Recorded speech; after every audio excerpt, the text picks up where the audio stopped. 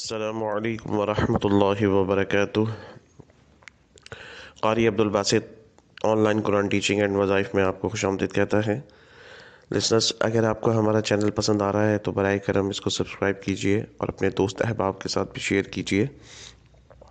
آج ہم انشاءاللہ سورۃ القدر کی تلاوت کریں گے اور انشاءاللہ اس کے فیض و برکات سے آپ کو آگاہ کریں گے۔ سورہ قدر، ویسے تو اس سورت کے بے پناہ فضائل ہیں، اس کے کچھ خاص فضائل جو ہیں وہ میں آپ کے ساتھ شیئر کروں گا کہ جیسے کہ اس سورت مبارکہ کا خاص طور پر رمضان المبارک میں کثرت سے پڑھنا باطن کی پاکیزگی اور بے حد ثواب کا ذریعہ بنتا ہے۔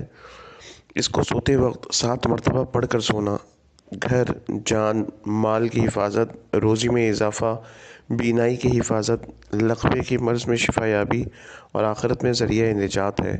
یہ سورہ بلیات سے حفاظت کے لیے بھی بہت مفید ہے۔ اگر سچ بولنے کا ہمت و عزم کیا جائے تو اس کا کثرت سے پڑھنا موجب اعانت اور سہولت ہے۔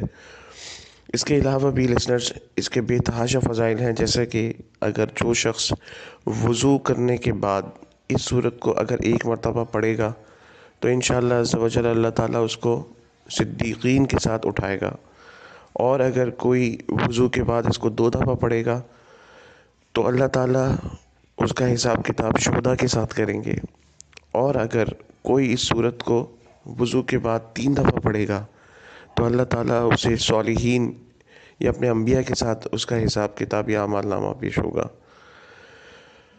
تو آئیے آج ہم اس کی تلاوت بھی کرتے ہیں۔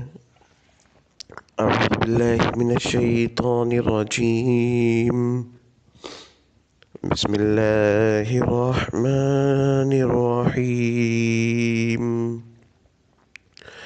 انا انزلناه فی لیلۃ القدر وما ادراک ما لیلۃ القدر لیلۃ القدر خیر من الف شہر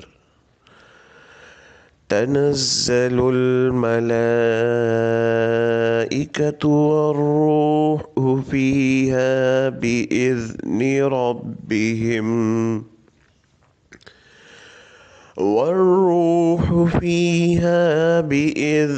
ربهم من كل أمر سلام هي حتى مطلع الفجر۔ صدق اللہ العظیم۔